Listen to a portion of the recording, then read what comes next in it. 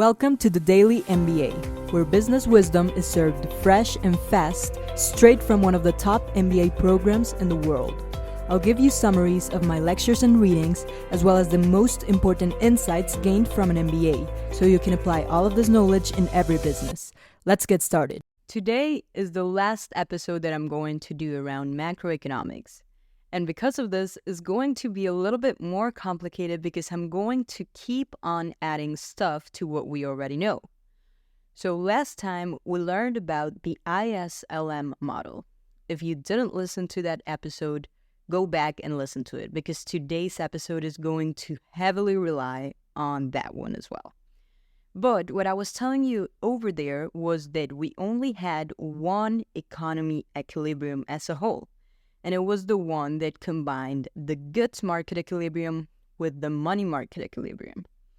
And this point was the intersection between the IS and the LM curve.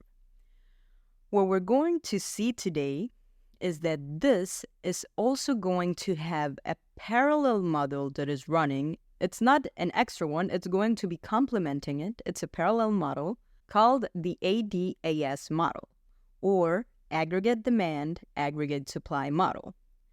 So this is a widely used macroeconomic model that is going to explain the short-run and long-run economic changes that we're going to see in the aggregate demand and in the aggregate supply. So if we look at the model, it's going to have one vertical line. This line is going to be the aggregate supply.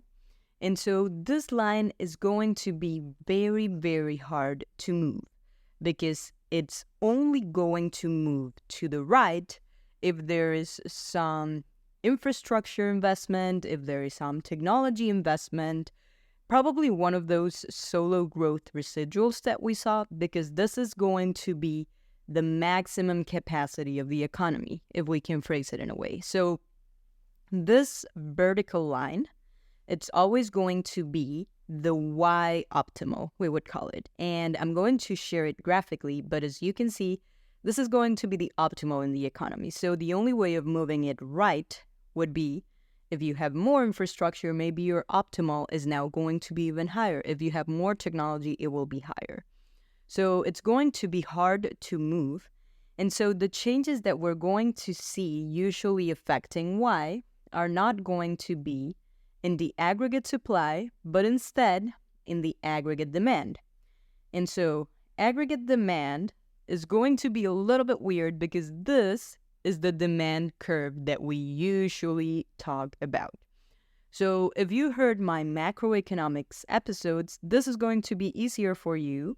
If not, you can just imagine that there's a curve called the demand curve. It's usually going down, and this is the curve. So the aggregate demand is going to be basically just adding up the demands in the economy. That's why it's called aggregate demand.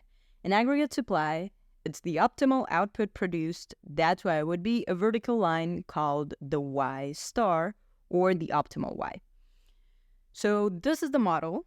And whenever we have an intersection between IS and LM, it's going to also mean there is an intersection between aggregate demand and aggregate supply in this parallel model. But so, aggregate demand can move to the right if any of the curves that are higher shift to the right as well. So what are the things that are going to increase aggregate demand? Basically, 5. Increasing the money supply, increasing government spend, decreasing taxes, increasing the consumer's optimism, and increasing the business optimism. So if you heard to my last episode, everything is going to start sounding familiar because all of these things were the things that moved either IS or LM into the right. But if you're paying attention, there's one that I didn't mention, which is price. But so I want you to look closely at the axis where all of these things are plotted.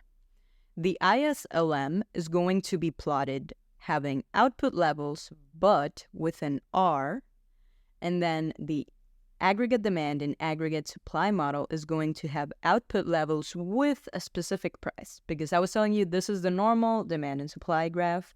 So we'll have output and price. So of course, just having a change in price, it's not going to shift the curve. It's that you're moving along the curve.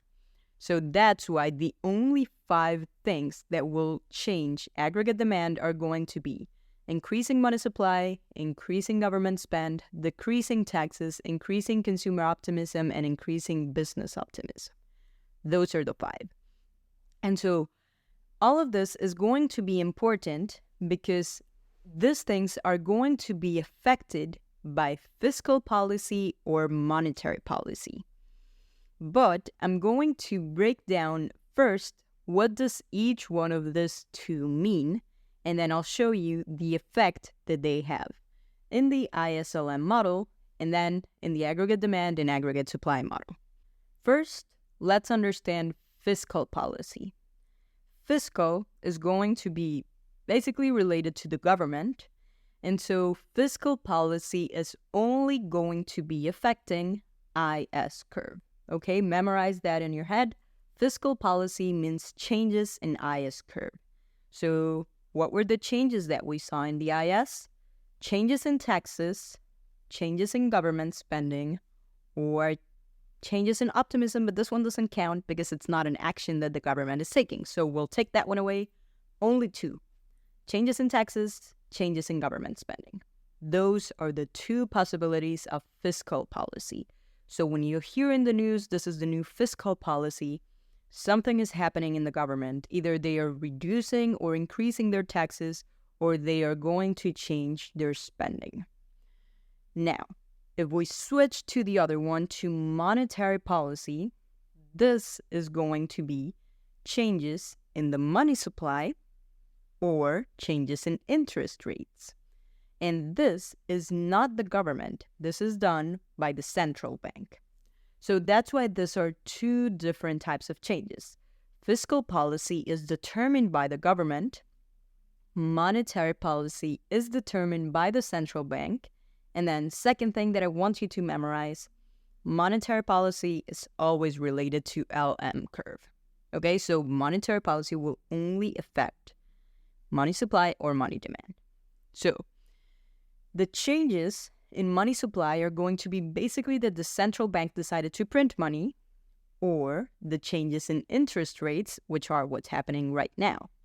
And especially relevant when you have changes in interest rates with countries that have great power, such as United States, where Jerome Powell is going to be determining if interest rates go up or down. And whenever he holds those conferences, people are listening very closely because this is a big deal. He is deciding if the LM curve is shifting or not. So, monetary policy, central banks, fiscal policy is government. So how would this look like? Basically, if you have a fiscal policy that is going to increase the government spending, that would shift IS curve into the right. If you have IS curve into the right, that means you now have higher Y. If we drew a parallel line between this change in the Y into a new Y in the aggregate demand, that would mean that the aggregate demand also went to the right. The exact same amount that IS went to the right, aggregate demand changed to the right.